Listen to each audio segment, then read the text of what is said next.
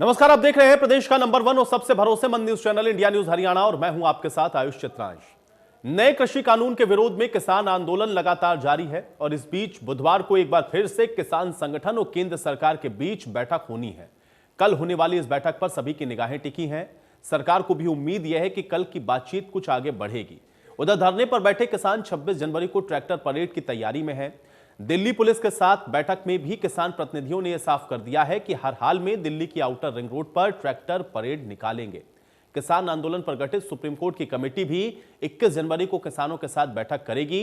हालांकि किसान प्रतिनिधि कमेटी के साथ बातचीत से साफ इनकार कर चुके हैं। सुलह का रास्ता निकालने के लिए बैठकों का दौर जारी है तो सियासत इस पर खूब है। अब कृषि कानून के खिलाफ कांग्रेस की ओर से भी खेती का खून नाम से एक बुकलेट को जारी कर दिया गया। इस मौके पर राहुल गांधी ने केंद्र सरकार को जमकर निशाने पर लिया। राहुल गांधी ने कहा कि तीनों नए कानून खेती और किसानों को बर्बाद करेंगे। राहुल गांधी ने मोदी सरकार पर चुनिंदा लोगों को फायदा पहुंचाने का आरोप लगाया। तो आज बड़ी बहस की शुरुआत करें, लेकिन उससे पहले आज राहुल गांधी की तरफ से क्या कुछ कहा गया, उस प्रतिक्रियाओं को आपको सुनाते हैं। अगर आप पिछले 6-7 साल को देखें तो हर इंडस्ट्री में उन्हीं 4-5 लोगों की मोनोपोली बन रही है। पावर देखिए, एयरपोर्ट्स देखिए, पोर्ट्स देखिए, टेलीकॉम देखिए, जहां भी आप देखेंगे उन्हीं 4-5 लोगों की मोनोपोली बन रही है। मतलब इस देश के 4-5 नए मालिक हैं। आज तक एग्रीकल्चर में, खेती में मोनोपोली नहीं थी। आज तक हिंदुस्तान के खेतों का फायदा किसानों को जाता था, मजदूरों को जाता था, मिडिल क्लास को जाता था, गरीबों को जाता था। कैसे? एक पूरा ढांचा था जो इन लोगों की रक्षा करता था। उसमें मंडियां शामिल थी, उसमें एसेंशियल कमोडिटीज एक्ट शामिल था, उसमें लीगल सिस्टम शामिल था। ये 3 कानून खेती में, एग्रीकल्चर में एक बार फिर जो इंडिपेंडेंस से पहले हालत थी वो करने जा रहे हैं। 4-5 लोगों के हाथ में पूरा का पूरा एग्री हिंदुस्तान की खेती का ढांचा नरेंद्र मोदी जी दे रहे हैं। बिलीव दैट किसानों को थकाया जा सकता है, किसानों का बेवकूफ बनाया जा सकता है। किसानों को ना थकाया जा सकता है, ना उनका बेवकूफ बनाया जा सकता है। किसान प्रधानमंत्री से ज्यादा होशियार है। प्रधानमंत्री से ज्यादा समझ हिंदुस्तान के किसान को है, क्या हो रहा है, क्या नहीं हो रहा है। तो that is the reality. Solution एक ही आएगा, ये तीनों कानूनों को वापस लेना पड़ेगा और कोई सोल्यूशन नहीं आएगा। और किसान अपनी रक्षा नहीं कर रहे हैं, और ये हमारे मिडिल क्लास भाइयों को और खासतौर से युवाओं को समझना होगा। वो आपकी रक्षा कर रहे हैं, वो आपके भोजन की रक्षा कर रहे हैं, और हम सबको पूरा का पूरा उनको समर्थन देना है।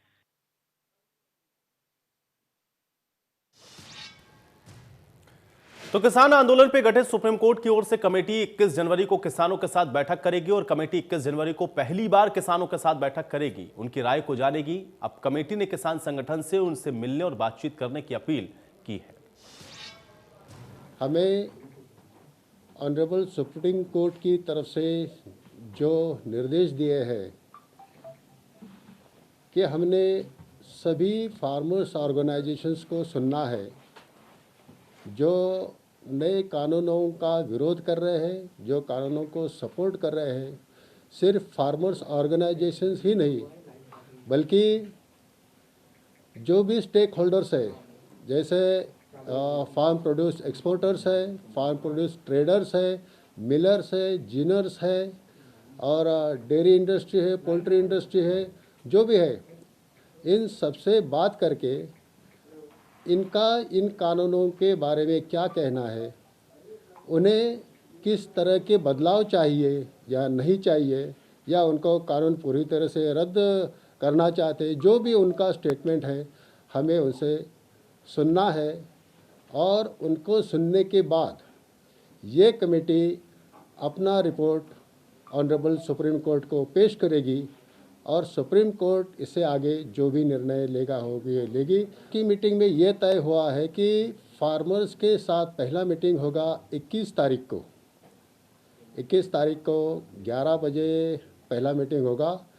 जो फार्मर ऑर्गेनाइजेशंस या स्टेक होल्डर्स ऑर्गेनाइजेशंस हमारे साथ फिज़िकली मिलके बात करना चाहते हैं उनसे फिज़िकली मिलके बात करेंगे, और जो यहाँ नहीं आ सकते क्योंकि इतनी शॉर्ट नोटिस पे दूर दूर के फार्मर ऑर्गेनाइजेशंस या स्टेक होल्डर्स ऑर्गेनाइजेशंस नहीं आ सकते, तो उनसे हम वीडियो कॉन्फ्रेंसिंग करके उनका जो भी मत है वो हम जान लेंगे।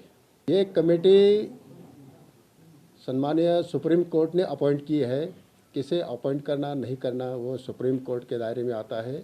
हमें तो बस एक जिम्मेवारी दी है, हम उसे निभाएंगे, पूरी अच्छी तरह निभाएंगे।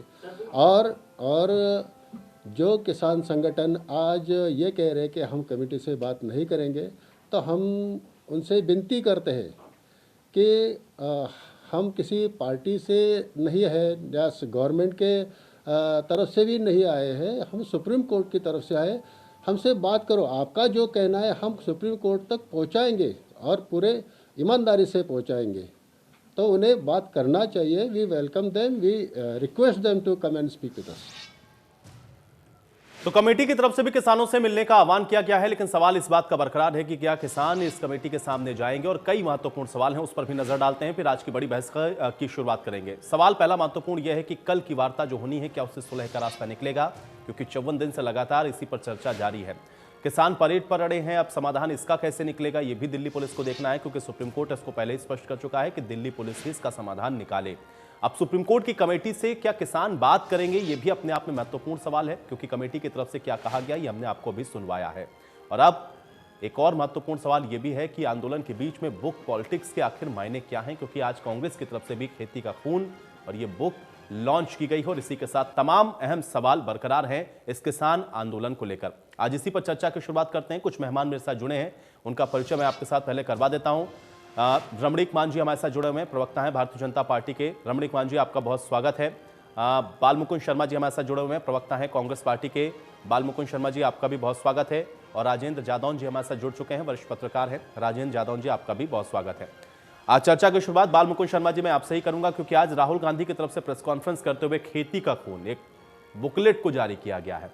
अभी राहुल गांधी के हम लोग बयान को सुन रहे थे, कुछ स्टेटमेंट जो अभी हम लोगों ने सुनवाए, उसमें राहुल गांधी ये कहते हुए नजर आए कि देश का किसान समझदार है, वो नरेंद्र मोदी की बातों में आने वाला नहीं है। अगर देश का किसान समझदार है तो इस बुकलेट को जारी करने की आखिर आवश्यकता क्यों? किसान तो समझ रहा है, इस बुकलेट के मायने क्या है, समझाएं। देखिए, हमारा जो देश है 1947 में आजादी के बाद वो एक लिखित संविधान है, और जब कभी चुनाव आते हैं तब भी हम अपना मैनिफेस्टो जारी करते हैं। ये हमारा देश लिखित में चलता है, संविधान के रूप में भी और किसी कार्य में।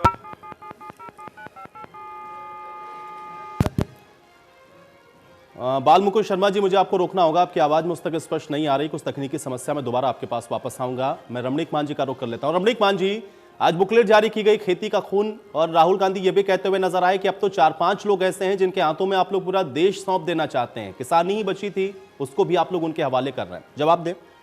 देखिए, राहुल गांधी जी मैं समझता हूं कि क्या कहिए, वो किसी एक चीज की पराकाष्ठा में बड़े मशहूर है, और इनकी पार्टी, इनकी माताश्री की तरफ से, जैसे आपको पता होगा कि जहर की खेती से खेती के खून तक ये निरंतर इनका एक नैरेटिव चलता आ रहा है। मैं समझना ये चाह रहा था आयुष के, जब ये कहते हैं कि देश का किसान समझदार है, तो वाकई देश का किसान भी, और जो उसको ये बरगलाने का प्रयास कर रहे हैं मिडिल क्लास, देश की मिडिल क्लास भी समझदार है। इसलिए तो आपको पिछली 2 बार से सत्ता से दूर रख रहे हैं, हरियाणा के अंदर भी और देश के अंदर भी। और जिस प्रकार से अगर देश का किसान और अगर देश की मिडिल क्लास समझदार ना होती, तो क्या आप अमेठी से वायनाड जाने के लिए मजबूर होते हैं, और अब वायनाड के बाद हिंद महासागर है नीचे थोड़ा सा और दक्षिण में। मैं केवल इतना, not to speak much of rhetoric, में ज्यादा रिटोरिक ना करते हुए मैं 2-3 बिंदु बड़े महत्वपूर्ण जो मैं कहना चाहता हूँ जी।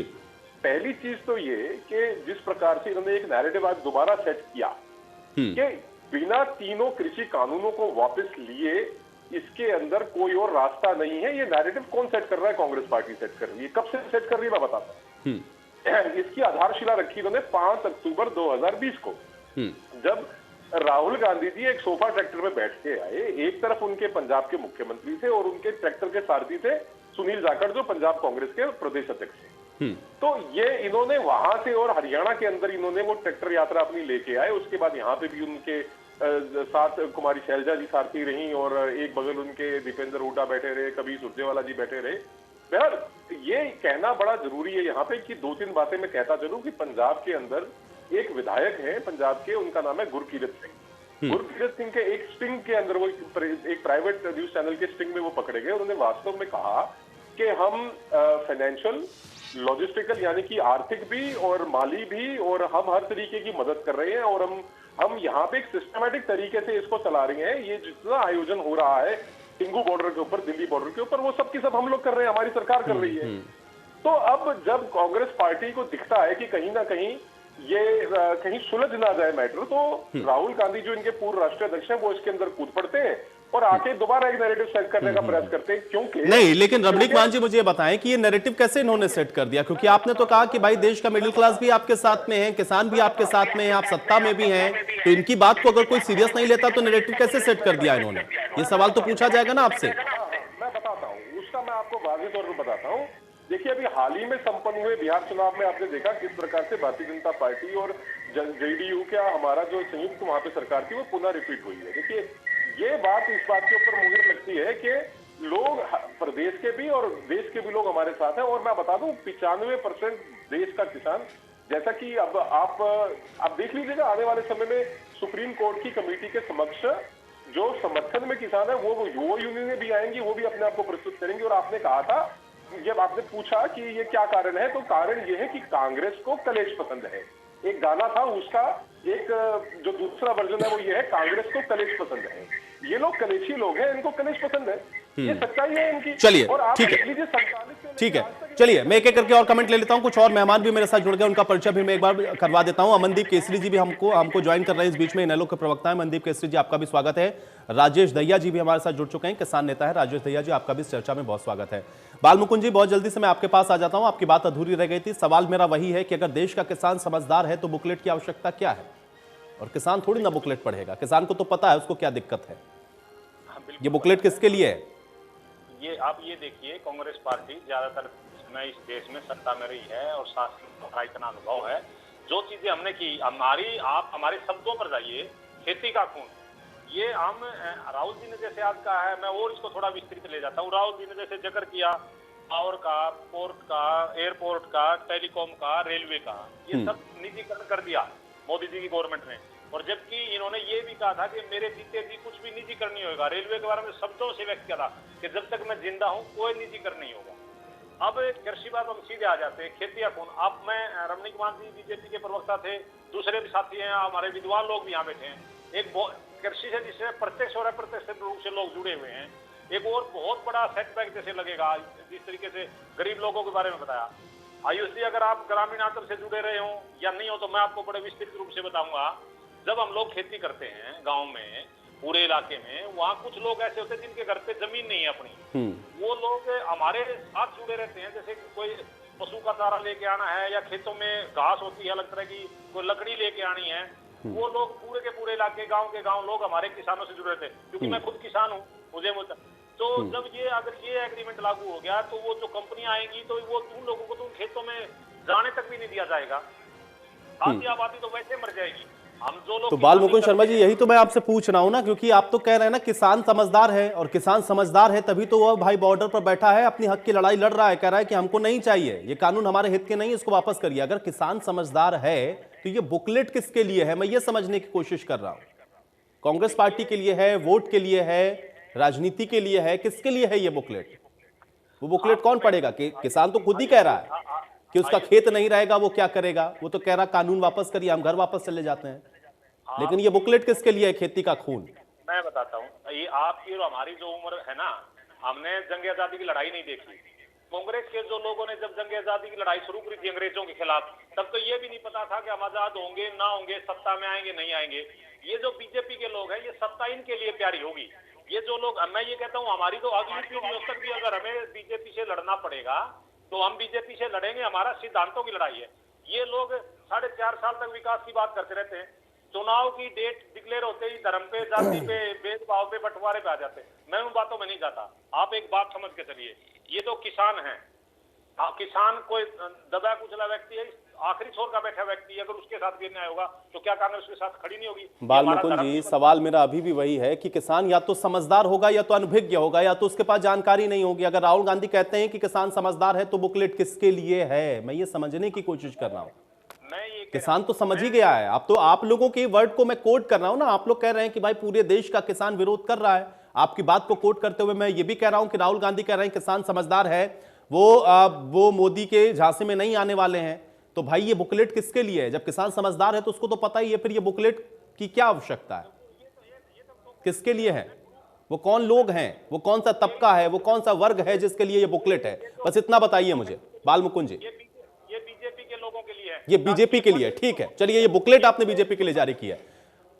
अमनदीप केसरी जी, किसान समझदार है, बुकलेट भी आज जारी हो गई है, कैसे इसको देख पा रहे हैं? क्या आपको सीधे तौर पे लग रहा है कि ये राजनीतिक पॉलिटिकल एजेंडा है या आपको लग रहा है कि हाँ बीजेपी के लिए इन्होंने जारी किया है? क्योंकि बालमुकुंद जी कह रहे हैं हमने बीजेपी के लिए बुकलेट जारी की है, खेती का खून। देखिए आयुष जी, हम पहले भी लगातार किसान वाली डिबेट के अंदर चर्चा कर चुके हैं कि ये किसान आज समझ चुका है कि उनके साथ जो छलावा हो रहा है वो केवल मात्र बीजेपी नहीं कर रही। ये जो 3 कृषि कानून है, इनका जो मसौदा है वो कांग्रेस पार्टी के टाइम में तैयार हुआ। कांग्रेस पार्टी भी इन्हीं को लागू करना चाहती थी। केवल फर्क मात्र इतना है कि भारतीय जनता पार्टी ने अडानी अंबानी के साथ समझौता करके इनको लागू किया। कांग्रेस जो है पेप्सिको और अन्य एमएनसी कंपनियों के साथ समझौता करके लागू करती, जैसे वॉलमार्ट के साथ, और उन्होंने प्रयास भी किया था अपने समय के। तो किसान आज ये जान चुका है और ये बुकलेट अब जारी करने का उनका यही तरीका है। कांग्रेस को जब दिख रहा था कि किसान खाली भाजपा का कोस रहा है तो उनको लग रहा था शायद वो हमारे फेवर में आएगा, लेकिन वो आज कांग्रेस को भी कोस रहा है, तब इनको अपने फिर से हार सताने लगी कि भाई ये तो हमें भी पीटेगा किसान। तो ये जो पॉलिटिकल ड्रामा है, अपनी राजनीतिक रोटियां सेकने के लिए जो उनके अंदर तड़प है कि जल्दी से जल्दी इसको राजनीतिक रंग दिया जाए मुद्दे को, इसको जो किसानों की जायज मांग है उनसे ध्यान भटका दिया जाए और इसको भाजपा वर्सेस कांग्रेस का मैच बना दिया जाए, ताकि अगले 2024 के चुनाव में हम इसको एक बड़ा चुनावी मुद्दा बनाएं। तो आज मैं कह रहा हूं कि किसान बिल्कुल अपने साथ हुई ठगी को समझ चुका है कि इसी मुद्दे को लेकर जो कांग्रेस ने 70 साल 60 साल 65 साल किसान को तंग किया, उसको निचोड़ा। आपको याद होगा 2014 की कैंपेनिंग के अंदर प्रधानमंत्री मोदी जी की जो एड आती थी उसमें सबसे पहले किसान को ही दिखाया जाता था कि अच्छे दिन आएंगे, किसान की आमदनी दुगनी होगी। उसी किसान ने कांग्रेस से तंग आकर भारतीय जनता पार्टी को, नरेंद्र मोदी को देश का प्रधानमंत्री चुना, लेकिन नरेंद्र मोदी जी भी आज उनको उन्हीं काले कानूनों जो है थोपने जा रहे हैं किसानों के ऊपर। तो किसान इस बात को भली भांति समझ चुका है। वो ठीक है अमनदीप जी, आप जो बात कर रहे हैं ये बिल्कुल वैलिड सवाल है। अगर ये कहते हैं कि इनके मैनिफेस्टो में था तो भाई उनके मैनिफेस्टो में था तो आप क्यों लाए, ये भी तो सवाल है ना। राजेश दहिया जी, मैं आपके पास आ रहा हूं, बड़ा महत्वपूर्ण है, क्योंकि एक तरफ तो मुझे ये बताइए कि भाई आपका सच्चा हितैषी कौन है, क्योंकि आज तो कांग्रेस ने एक बुकलेट जारी करते हुए ये कहा कि खेती का खून, और उसके बाद तमाम आरोप भी लगाए गए। कौन आपका सच्चा हितैषी है? और दूसरा सवाल मेरा ये भी है कि सुप्रीम कोर्ट की कमेटी की तरफ से आज फिर से आप लोगों से अपील की गई है कि भाई सामने आए, बातचीत करके ही हम अपनी रिपोर्ट को देंगे और कोशिश ये होगी कि आपके ही हक में हो। क्या जाएंगे उस कमेटी के सामने और आपका हितैषी कौन है? दहिया जी। आयुष जी, हमारे घर में आग लगाई है बीजेपी ने और बुझाने के लिए आ रहे सभी आदमी, लेकिन बुझाने की कोशिश कोई नहीं कर रहा। अगर ये आदमी पहले ही इतने सतर्क होते तो हमारे घर में आग ही नहीं लगती। लोकसभा और राज्यसभा का काम क्या होता है, जो विपक्ष का नेता होता है, विपक्ष के जो एमपी एमएलए होते हैं, उनका काम भी यही होता था कि अगर ये जब कानून पास हो रहे थे तो वहां पर अपने अस्थियां फेंकते, सड़कों पे आते। जो काम उन्होंने नहीं किया वो हमने किया। तो इसलिए हमारा हितैषी 70 साल से कोई भी नहीं है। 70 साल से ज्यादा हम किसान जो हैं दुर्दशा से झेलते आ रहे हैं। सभी पार्टी आती हैं, मैनिफेस्टो में हमारे यहाँ नाम रहती है और हमारी वोट बटोर के फिर हमारी पीठ में सुराग हो जाती है। ये तो आपका पहला क्वेश्चन है कि हमारे फेवर में आज तक कोई पार्टी नहीं हुई है। सिर्फ एक लाल बहादुर शास्त्री जैसे हुए थे जिन्होंने किसान जय जवान का नारा देके और आज तक ऐसा काम कर दिया कि हम जो है अपने में संयम में हो गए कि हमें बाहर से अपना अनाज इंपोर्ट नहीं करना पड़ा। तो ये प्रधानमंत्री का एक नेतृत्व होता है कि जिसके कारण हमारा देश जो आगे प्रगति करे। लेकिन हमारे आज के जो प्रधानमंत्री हैं उनका नेतृत्व ऐसा हो रहा है कि हमें 55 दिन से सड़कों में बैठने के लिए मजबूर होना पड़ जाए। दूसरा आपका क्वेश्चन था कि सुप्रीम कोर्ट की कमेटी, अब सुप्रीम कोर्ट ने कमेटी बनाई है। मैंने उस पहले आपके डिबेट में कहा था कि ये काम कमेटी का है कि वो किसानों के पास जाए, संगठन के पास जाए। संगठन हो सकते हैं कि उनको कहते हैं कि ये कांग्रेसी हैं या और हैं, उग्रवादी हैं, खालिस्तानी हैं, तो वो कम से गांव में जाएं। जो गांव में किसान बैठे हुए हैं हरियाणा में, पंजाब में, राजस्थान में, यूपी में, महाराष्ट्र में, तमिलनाडु में, कर्नाटका में, उनके पास जाए। सरकार ने उनको फैसिलिटी दे रखी है, सुप्रीम कोर्ट ने उनको पावर दे रखी है, वो उन किसानों से मिले, उनके नाम, फोन नंबर, एड्रेस नोट करके लाए, उनके कमेंट्स दे गए, एक रिपोर्ट सबमिट करे सुप्रीम कोर्ट को कि ये एक्चुअल निष्कर्ष ये है।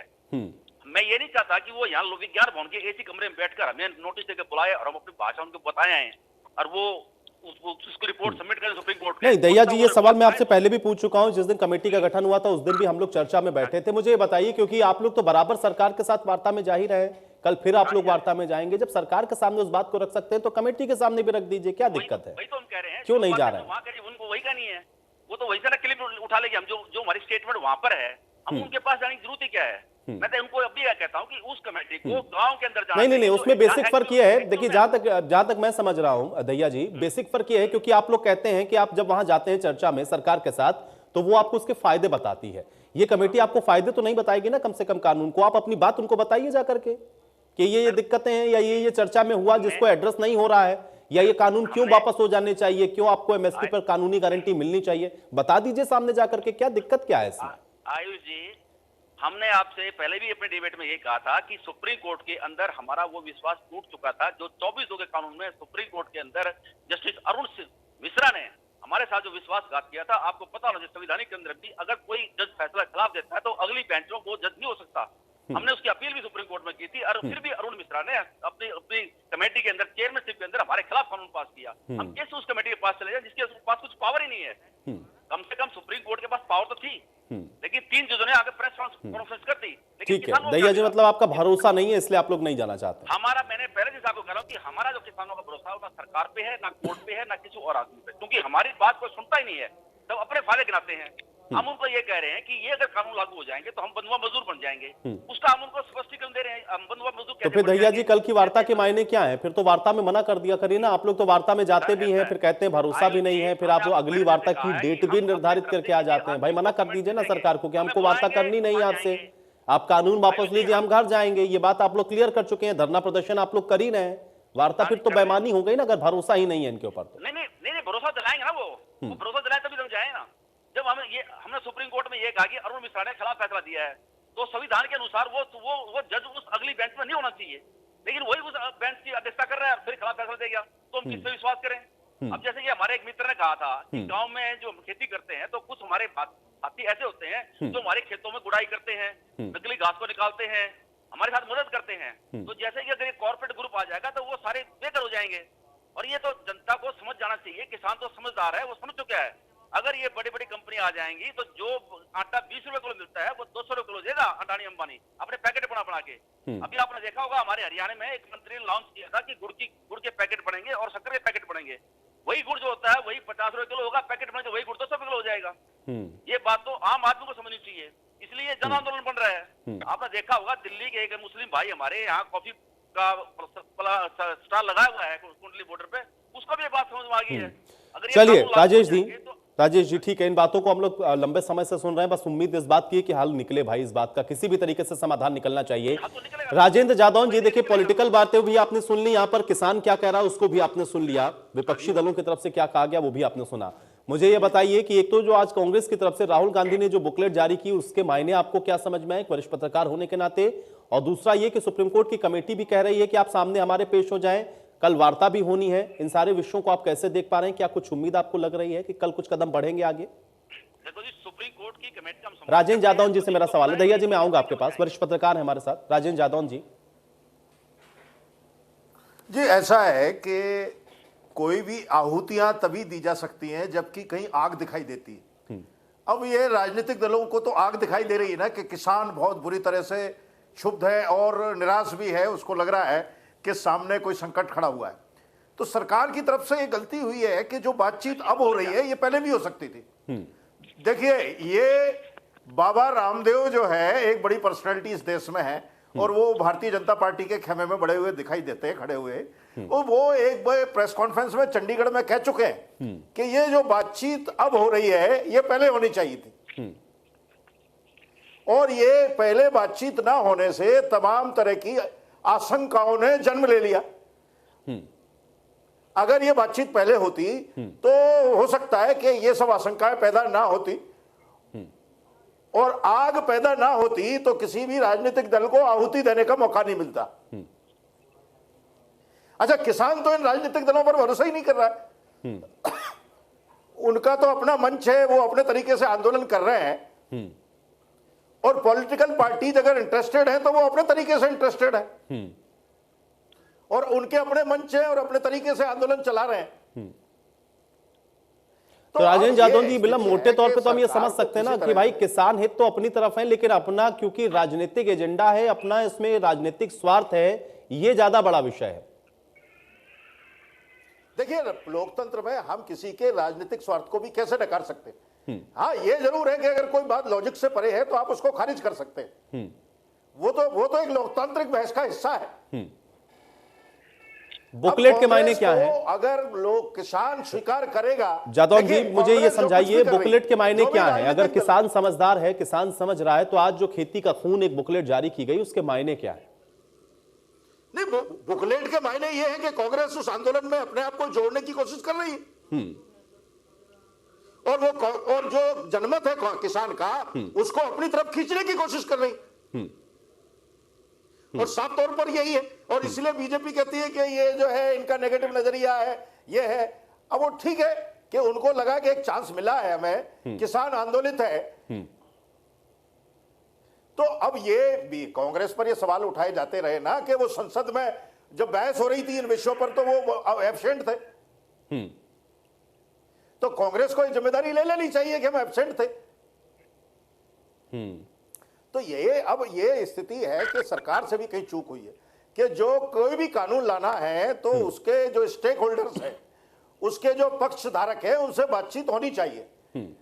और अगर एमएसपी पर कानून की गारंटी का प्रावधान पहले ही हो जाता तो मैं समझता हूं इतना बड़ा आंदोलन जन्म नहीं लेता। देर हो गई है। तो सरकार को इस गलती के लिए अब सावधानी के साथ किसान को अपने साथ समझाइश से सहमत करना चाहिए। उसका वो एक प्रक्रिया है। अब ये कमेटी बनी तो उनको लगता है कि कमेटी में वही लोग हैं जो कानून को लिखने वाले हैं। तो सरकार को ये सावधानी रखनी चाहिए थी, कोई इंडिपेंडेंट जो है एग्री इकोनॉमिस्टों को उसमें शामिल करके और वो इस तरह से कमेटी बनाई जाती, जो सुप्रीम कोर्ट को ये ध्यान रखना चाहिए था। जो सुप्रीम कोर्ट के जरिए कमेटी आई है, तो सुप्रीम कोर्ट एक इंडिपेंडेंट बॉडी है, तो उसको एक कमेटी भी इंडिपेंडेंट लानी चाहिए थी, तो उससे जो है प्रोसेस और आसान हो सकता था। रमणीक मान जी, जो प्रोसेस अब हो रहा है, अगर पहले होता तो शायद आज ये दिक्कत नहीं होती, और अब चूंकि आग लगी है तो भाई जिसको जिसको दिख रहा है वो तो घी डालेगा जाकर के उसके अंदर। पहले ये चर्चा और ये वार्ता क्यों नहीं किसानों के साथ? आवाज ब्लास्ट कर रही, थोड़ा सा अगर आप इसको ठीक कर दें तो बहुत बहुत अच्छा रहेगा। रमणीक मान जी, क्या सुन पा रहे हैं आप मुझे? जी पूछिए, क्या पूछ रहे हैं? जी जी रमणीक मान जी, मैं ये कह रहा हूं कि चर्चा जो आप लोगों ने अब शुरू की है ये देर हो गई है। अगर पहले आप लोगों ने किसानों के साथ यही वार्ता की होती तो आज ये आंदोलन ही खड़ा नहीं होता, और विपक्ष को तो मौका मिला है तो वो तो घी डालेगा ही। देखिए आयुष, इसके लिए ना थोड़ा सा आपको बैकग्राउंड में जाना पड़ेगा। आपको ये देखना पड़ेगा किस प्रकार से ये 20 साल से चर्चाएं चल रही हैं। विभिन्न एक्सपर्ट कमेटी, सिलेक्ट कमेटी और मुख्यमंत्रियों की इसके अंदर वो रही है, मतलब सिफारिशें रही हैं। और इसके अलावा मैं कांग्रेस पार्टी के जो मेरे साथी उनसे पूछना चाहूंगा कि जब एमएस स्वामीनाथन जी की सिफारिशों की रिपोर्ट आई थी, कमीशन बैठा था, उसके ऊपर कितने साल तक आपके मुख्यमंत्री, जो पूर्व मुख्यमंत्री हरियाणा के हैं, वो बैठे रहे थे?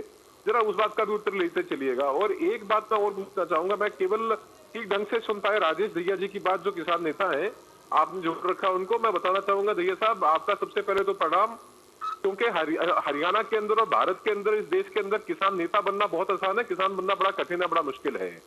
एक प्रश्न मैं आपसे और पूछता जरूर कि अगर आपको ज्ञात होगा तो 1995 से लेके और 2015 के बीच में भारत के अंदर 3,17,948 किसानों ने आत्महत्या की थी। तब आप कहाँ थे? तब आपने कौन सा प्रदर्शन किया? आपने उस वक्त किसके लिए आवाज बुलंद की और कब आपने आवाज बुलंद की? आपने बड़े सहजता से इस डिबेट के ऊपर एक पॉलिटिकल लाइन कह दी। मैं चलिए आपका अधिकार है, आप कह सकते हैं, कई सारी बातें कही गई हैं, यहाँ तक कि माननीय मुख्यमंत्री जी की एक रैली को भी तोड़फोड़ के रास्ते उसको वहां पे इंटरप्ट किया गया, उसको बाधित किया गया, उसको खराब किया गया। आपको कहने का अधिकार है, आप कह सकते हैं कि भाजपा ने हमारे घर में आग लगाई। तो ये जो 3,17,248 जो हमारे भाई मरे, उनके घरों में किसने आग लगाई, ये इस बात का उत्तर भी देते चलिएगा।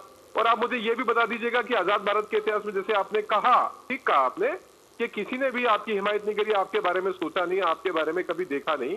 तो आप ये बता दीजिए कि कांग्रेस ने ऐसा क्या कर दिया था जो आपने उस वक्त कोई ऐसा बड़ा आंदोलन नहीं चलाया। और मैं आपको पूछना चाहता हूं कि एमएसपी के संदर्भ में जब 50 रुपए 30 रुपए एमएसपी बढ़ाई जाती थी, तब आपने क्यों नहीं आंदोलन किया? जब एमएसपी को पिछले 6 वर्षों में 1300 से लेकर 1975 तक लाने का काम किया है मोदी सरकार ने, तो उसके ऊपर आपत्ति है। और मैं आपको 2-3 आंकड़े और देना चाहता हूं आयुष भाई, आपके समक्ष रखना चाहता हूं जी। तिलहन की जो खरीद 10 साल के कार्यकाल में रही कांग्रेस के, तिलहन की जो खरीद रही वो रही 50.5 लाख मीट्रिक टन। और जो अब जिसकी वैल्यू है, मतलब आप मान के चलिए जिसकी वैल्यू 10,183 करोड़ थी, वही 6 साल के कार्यकाल में 25,000 करोड़ की खरीद की गई। और दलहन की, दालों की जो खरीद है वो 1168 करोड़, महज 1168 करोड़ की खरीद की गई। जबकि एनडीए के शासनकाल में 6 साल में करीबन 50 लाख करोड़ की खरीद की गई। और अगर आप इस बात से ना सहमत हो तो मेरा ख्याल है कि थोड़ा सा आपको भी चाहिए दहिया साहब कि आप भी थोड़ा सा एक बार आंकड़ों के ऊपर रिसर्च कर ले। जिस प्रकार से जो हिस्सा खेती को मिला है, अब कोई पूछने वाला हो कांग्रेस को भाई कि जिस देश को कृषि प्रधान देश कहते थे, जिसकी आऊंगा बालमुकुंद जी, आपके पास भी आऊंगा। नहीं, एक मिनट साहब, रमणीक जी की बात कंप्लीट हो जाए तो ना, जो जिस देश की 80% इकोनॉमी जो है वो खेती के ऊपर निर्भर करती थी, वो अब महज 18% पे सिमट के रह गई। ये 80 से 18 का जो सफर है, ये किसके कार्यकाल में तय हुआ? और अगर किसी ने, एक प्रधानमंत्री आए और उन्होंने ये कहा कि साहब हम आपकी आय दुगनी करना चाहते हैं और आपकी आय दुगनी होती देखना भी चाहते हैं, तो उसके अंदर क्या आपत्ति है और क्या आपको ऐतराज है? मेरे को बात समझ में नहीं आती। ये थोड़ा सा मेरी समझ से परे चला जाता है। और तीसरी महत्वपूर्ण बात यह है कि जहां तक भारतीय जनता पार्टी की केंद्र सरकार का या भारतीय जनता पार्टी की प्रदेश सरकार का प्रश्न है, आप ये बता दीजिए कि इन कानूनों के अंदर क्या ऐसी कमी है या खामी है, वास्तव में बताइएगा। ऐसे रिटोरिकल बात मत कीजिएगा जो आपको नजर आती है कि ये वाकई कम है। और अगर है तो पॉइंट बाय पॉइंट डिस्कशन क्यों नहीं करते आप समिति के समक्ष, या जो सरकार की तरफ से जो केंद्रीय मंत्री आपके साथ बैठते हैं उनके समक्ष आप पॉइंट बाय पॉइंट डिस्कशन से क्यों भागते हैं? और एक बड़ी महत्वपूर्ण बात जो मेरे भाई बालमुकुंद जी ने कही और भैया साहब ने उसको डबल किया, दोहराया, उसको सेकंड किया, वो ये था कि जो खेत किसान का मजदूर है, जो भूमिहीन किसान है, जो वर्कर है, जो लकड़ी और सब इकट्ठा करता है, तो वो उनका क्या होगा? बड़े बड़े ये आएंगे लोग और उनके रोजगार छिन जाएंगे। तो मेरे को एक बात बताओ भाई, वहां पे लकड़ी क्या वहां पे भैंस डंगर इकट्ठी करनी शुरू कर देंगे या घास वहां पे इंसान इकट्ठे नहीं करेंगे? और मैं आपको बताऊं, हमारा जाट जमींदार का तो हमारे गांव का आदमी फिर लिहाज कर देता है, 10 रुपये कम भी ले लेता है, 2 तनख्वाह में थोड़े रेत भी एक्सेप्ट कर लेता है। पर जब यही कोई कॉर्पोरेट या कोई ठेकेदार या कोई और मेरे आपका कोई व्यापारी आगे काम करेगा ना, तो उसका लिहाज उतना नहीं होगा, बल्कि उनकी आमदन में इजाफा होगा। इस बात को आप तय मान के चलिए। और मैं ये समझ नहीं पा रहा हूं कि अगर कॉन्ट्रैक्ट एक्ट के अंदर एक तय हो गया रेट, और एक आयुष जी बड़ी मतलब हास्यास्पद बात कह लो या विडंबना कह लो या दुर्भाग्य कह लो इस देश का कि कांग्रेस पार्टी जो सबसे पुरानी पार्टी है, उसके पूर्व राष्ट्रीय अध्यक्ष आज एक प्रेस कॉन्फ्रेंस होल्ड करके उसके अंदर झूठ बयान नहीं कर रहे। 6 मिनट उनकी प्रेस कॉन्फ्रेंस के 6वें मिनट में उन्होंने कहा कि मंडियां तबाह हो जाएंगी, एपीएमसी खत्म हो जाएगा, किसान के पास कोई रास्ता नहीं रहेगा कोर्ट में जाने के लिए। ये बातें गलत है, सरकार ने लिखित आश्वासन दिया है। उन्होंने 17वें मिनट में कहा है कि हमारे देश का जो भूमि है वो 3-4 लोगों के हाथ में चली जाएगी, ऐसा कानून बना दिया है। अरे भाई वो कानून पढ़ो, आप पढ़े लिखे हो, आप 18 पेज को पढ़ लो, बता दो वो कौन सा कानून है जिसके तहत जमीनें सब किसी और की हो जाएंगी। रमणीक जी, मैं अब जवाब ले लेता हूं। बालमुकुंद जी बहुत देर से कुछ कहना चाह रहे हैं। भ्रम फैलाने का आयुष भाई, भ्रम फैलाने की कोई सीमा होती है, झूठ ठीक बोलने की है कोई बालमुकुंद जी, मूर्खता बालमुकुंद जी जवाब दीजिए। आप क्या करना चाहते हैं, आप किस प्रकार से? ठीक है रमणीक मान जी आप सुन लें, रमणीक मान जी आप सुने। बालमुकुंद शर्मा जी भाई जवाब दें। बिल्कुल मैं आपको ब्रीफ करता हूँ और समझता हूँ इनको भी समझ में आएगी। आयुष, इसके लिए हमारा देश आजाद हुआ, पहले 10-15 साल तक ये थी हमारे देश के प्रधानमंत्रियों को ये निवेदन करना पड़ेगा। नहीं, देखो आप इस समय ये गलत बात, ये गलत बात। मैं आपके समय में नहीं बोला, आप सुन रही है। रमणीक मान जी ठीक है, आप जवाब ले लेते हैं। रमणीक मान जी आप जवाब लेते हैं, थोड़ा धैर्य पूर्वक सुनिए, क्योंकि आपने जो आरोप लगाया उसका जवाब सुनना पड़ेगा ना, उसका जवाब सुनना पड़ेगा। बाल मुकुंद जी के पास उसका क्या जवाब है ये सुनते हैं। ठीक है रमणीक मान जी, ठीक है, आपने कह दिया वो झूठ बोल रहे हैं, उसका जवाब मैं सुनता हूं ना उनसे। भाई क्या झूठ है क्या सच है बताएं। बाल मुकुंद जी जवाब दें रमणीक जी की बात का। बताइए ना बालमुकुंद भाई, जब 3,17,948 किसानों ने आत्महत्या। अब शांत हो जाए रमणीक मान जी, अब शांत हो जाए भाई, सुनना पड़ेगा, लेकिन सुनेंगे नहीं तो कैसे काम चलेगा। नानी के घर से दूध मलाई खा गए हैं, बातें कर रहे हैं यहाँ पे बड़ी बड़ी, झूठ फैला रहे हैं, बरगला रहे हैं लोगों को। और आप बताइए कौन से 3-4 लोग हैं नाम क्यों नहीं लेते? सुप्रीम कोर्ट में जाके माफी मांगनी पड़ेगी। रमणीक मान जी भाई सुन लीजिए, रमणीक मान जी आप सुन लीजिए, रमणीक मान जी आप सुन लीजिए। देखिए डिस्टर्ब उन्होंने नहीं किया, आपको बिल्कुल नहीं डिस्टर्ब किया। आप अनवरत बोल रहे थे, उन्होंने आपको बिल्कुल भी डिस्टर्ब नहीं किया। इसलिए रमणीक मान जी अब आपसे भी उम्मीद यही है कि अगला वक्ता बोल रहा है तो भाई इसको सुनना पड़ेगा। रमणीक मान जी देखिए ऐसे बैक टू बैक आरोप प्रत्यारोप से नहीं काम चलेगा। बाल मुकुंद जी जवाब दें, रमणीक जी की बात का जवाब दें। मैंने तो शुरुआत भी नहीं की अभी तक। उत्तर लीजिए इनसे आप सुनिए ध्यान से, उत्तर दीजिए। सुनना आप बड़े सीनियर प्रवक्ता हैं, आप सुनना सीखिए। जब देश आजाद हुआ आयुष जी, हमारे देश में अनाज का उत्पादन इतना कम था कि देश के प्रधानमंत्री आदरणीय लाल बहादुर शास्त्री जी को निवेदन करना पड़ा था कि सप्ताह में एक दिन व्रत रखिए। 1965-66 में हमने इन 3 कानूनों की जिस तरीके से हरित क्रांति आई देश में और जिस तरीके से उत्पादन बढ़ा किसान का, इन 3 कानूनों की बात करो। उसके बाद आप यहीं आएंगे, आप सुनना सीखिए। आप मेरे को बातें नहीं कर सकते। आता है आप मत सिखाइए, इन 3 कानूनों के विषय में हाँ, तो आप सुनिए ना, आप सुनिए, मैं आगे लेके आऊंगा। की बात ना कीजिए। आप आयुष जी का, मैं आयुष जी इनको बोले तो मैंने रमणीक मान जी देखिए सुनते हैं भाई, देखिए थोड़ा सा आगा पीछा कुछ तो बताना पड़ेगा ना, एकदम से पॉइंट टू पॉइंट नहीं हो पा रहा है। ठीक है बाल मुकुंद जी थोड़ा सा शार्प बताइए। 3 कानून को लेकर के वो कह रहे हैं किसानों ने आत्महत्या क्यों की, आंकड़ा रख रहे हैं।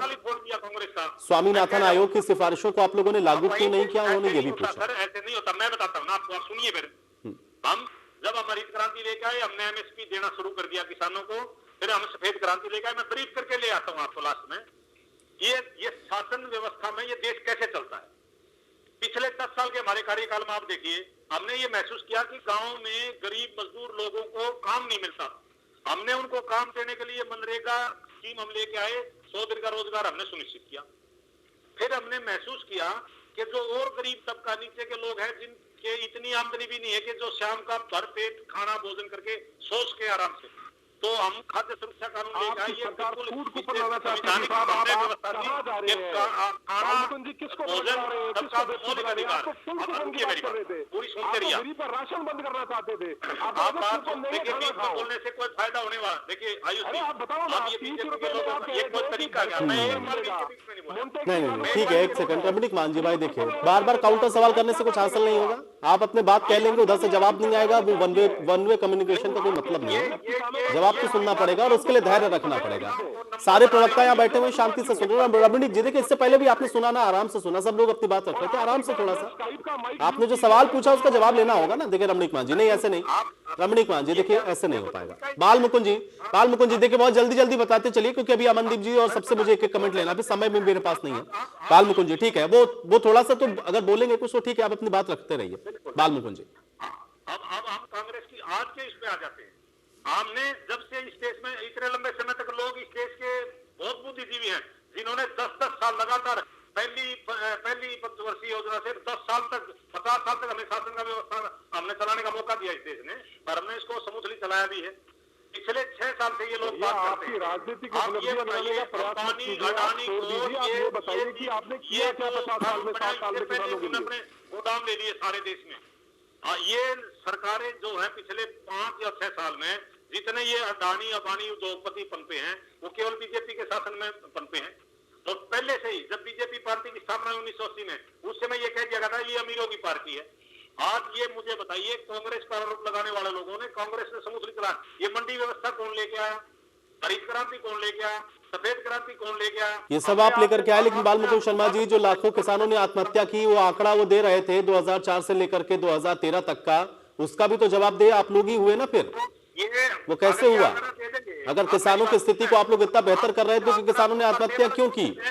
ये आंकड़ा 2020 तक क्यों नहीं देते? ये जो आंकड़ा लेके आए 2013 तक क्यों देते? 2020 तक क्यों नहीं देते?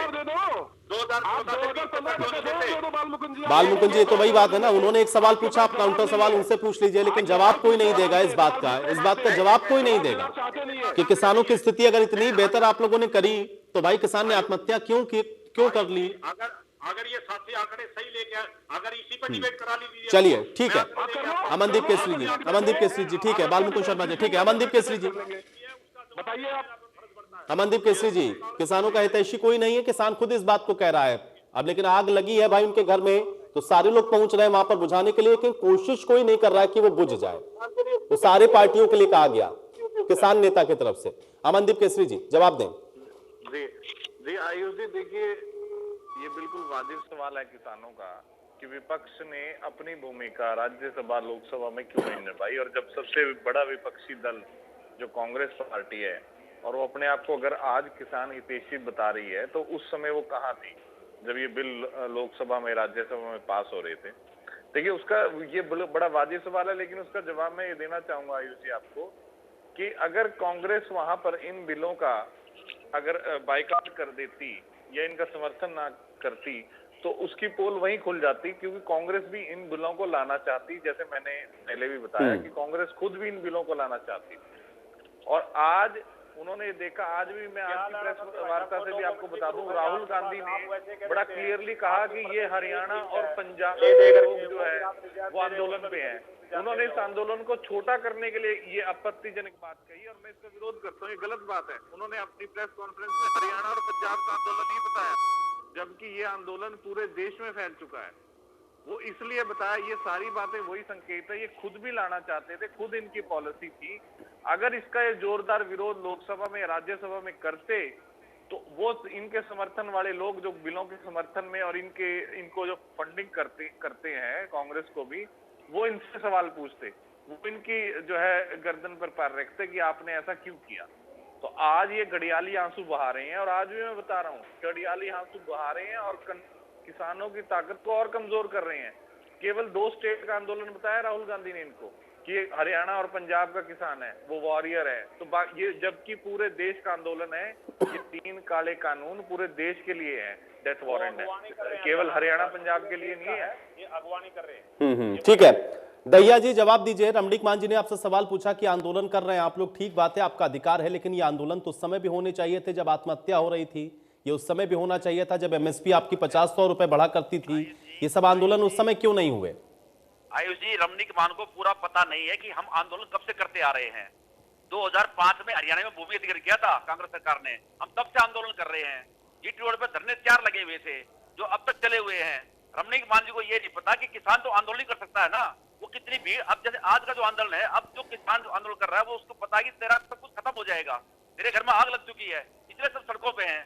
अगर जब जरूरत पड़ी हमने आंदोलन खड़ा किया है, लड़ाई लड़ी है, 2005 से लड़ रहे हैं सोनीपत के अंदर जो 4 धरने जीटी रोड पर लगे हुए थे, लेकिन हमें रास्ता नहीं रोका था, ये रास्ता सरकार ने रोका है। हम अभी वहां दिल्ली में जाना चाहते थे रामलीला ग्राउंड के अंदर। रही बात आत्महत्या की, भूखा मरता किसान आत्महत्या क्यों नहीं करेगा? अब आप देखिए 90% जो आदमी हिंदुस्तान के कोई बिल नहीं लेता, अगर आप भी सामान परचेज करते हैं तो बिल अवॉइड करने की कोशिश करते हैं कि उस पर टैक्स लगता है। अब ये कहते हैं कि मंडी खत्म नहीं होंगी, मंडी क्यों नहीं खत्म हो जाएंगी? जब एक सामान मंडी के बाहर उसी रेट में बिक रहा है जिस पर टैक्स नहीं लग रहा है, तो कौन आदमी मंडी में लेके जाएगा? और जब मंडी नहीं होगी, मंडी बंद हो जाएंगी, जब मंडी बंद हो जाएंगी तो जो आदमी खरीद रहा है वो अपने मन भाव से लेगा। उसके बाद यहाँ इन्होंने कहा कि एसडीएम और डीएम के बाद आप कोर्ट नहीं जा सकते, तो उसके बाद कहाँ जाएगा किसान? ये हमें किसान को बेवकूफ समझ रहे हैं क्या रमणीक मान जी? इन्होंने ये नहीं पता कि किसान कब से आंदोलन कर रहा है। अरे किसान 70 साल से आंदोलन कर रहा है, किसान आपके। तो दहिया जी वही तो पूछ रहे थे ना रमणीक मान जी कि आप लोग क्लॉज वाइज चर्चा पे क्यों नहीं तैयार हैं? पॉइंट बताइए, किस किस विषय पर आपको आपत्ति है, उस पर चर्चा कर लीजिए। लेकिन आप तो कह दे रहे हैं कि कानून ही खराब है भाई, वापस कर लीजिए तीनों, इसमें एक भी चीज अच्छी नहीं है। तो जितने पॉइंट हैं सारे क्लॉज वाइज बता दीजिए, ये खराब है। हमने सारे क्लॉज वाइज बता रखे सर, सारे पॉइंट ही खराब है। अभी विश्वास आप करें, विश्वास नहीं, किस पर विश्वास करें? जैसे करें गारंटी, किस चीज गारंटी होगी? अरे हमारे प्रधानमंत्री ने 15 लाख रुपए आएंगे अकाउंट में, आज तक नहीं आए, किस चीज गारंटी होगी? हम तो घर पे, हम तो रोड पे हो जाएंगे। अगर हमारी जमीन पर किसान आगे बैठ के कॉर्पोरेट ग्रुप आगे बैठ गया तो हमें कौन पूछेगा? बताइए कौन पूछेगा हमें? वोट हम जा सकते नहीं है। उत्तर देता हूं इनकी बातों को, ये झूठ फैला रहे हैं। तो फिर आ गया वहीं पर राजेश दहिया जी सवाल घूम फिर करके कि आपको भरोसा नहीं है ना सरकार के ऊपर। नहीं सर, इन पे भरोसा करें कैसे? नहीं यार, फिर मैं वही सवाल आपसे पूछूंगा, अगर आप भरोसा नहीं करेंगे तो फिर वार्ता में क्यों जा रहे हैं? भरोसा को दिलाना पड़ेगा साहब, उनका वार्ता में क्यों जा रहे हैं? भाई वहां पे वार्ता में वही मंत्री तो आपके सामने बैठेंगे ना जो सरकार का हिस्सा है, अब ये जिन पर आपको भरोसा ही नहीं है, तो उनसे क्या वार्ता कर रहे हैं आप लोग? आप लोग तो कह चुके हैं कानून वापस लीजिए, हम घर वापस जाएंगे। आपने अपनी बात को स्पष्ट तरीके से कह दिया है। अब सरकार उस पर अपना अगला स्टैंड लेगी कि उनको वापस लेना है कि नहीं लेना है। सरकार हमें तो आप वार्ता में हामी क्यों भर के आते हैं? या तो भरोसा करिए या तो मत करिए, ये बीच वाली स्थिति में मत रहिए। हम देखिए 15 तारीख को मीटिंग फिक्स की थी आज उन्होंने कैंसिल कर दी, कोई बात नहीं, वो कल बुलाएंगे, हम कल चले जाएंगे। हम दोनों भरोसा ही कर रहे हैं ना। हम तो आज तक जो 11वीं वार्ता होगी भरोसे पे हो रही है। नहीं दैया जी, वार्ता में जाने के लिए भरोसा कर लेते हैं, आरोप लगाने के लिए कहते हैं कि हमको भरोसा ही नहीं है, प्रधानमंत्री पर भी भरोसा नहीं है, कोर्ट पर भी भरोसा नहीं है। सवाल इसी बात का ना। ठीक है जादौन जी, राजेंद्र जादौन जी, मुझे ये बताइए कि इसका हल क्या है? मुझे ये बताइए इसका हल क्या है राजेंद्र जादौन जी? क्या वापसी से कम पर आपको लग रहा है कि इसका कोई हल निकलता हुआ आपको दिख रहा है, या कोई रास्ता समाधान? क्योंकि किसान तो क्लियर है बिल्कुल। देखिए ऐसा है कि जो एमएसपी की गारंटी है ये तो सरकार को दे देनी चाहिए, चाहे लॉ फॉर्म में दे या किसान अगर लिखित में मान लेते हैं तो वैसे दे दे, जैसे किसानों को मंजूर हो देना चाहिए। मेरा ये कहना है कि कोई भी व्यवस्था एक तरफा होना ठीक नहीं है। ये इसमें गवर्नमेंट सेक्टर और प्राइवेट सेक्टर का कॉम्पिटिटिव माहौल होना बहुत जरूरी है। उससे ये होता है कि कोई भी सेक्टर अपनी मनमानी नहीं करता।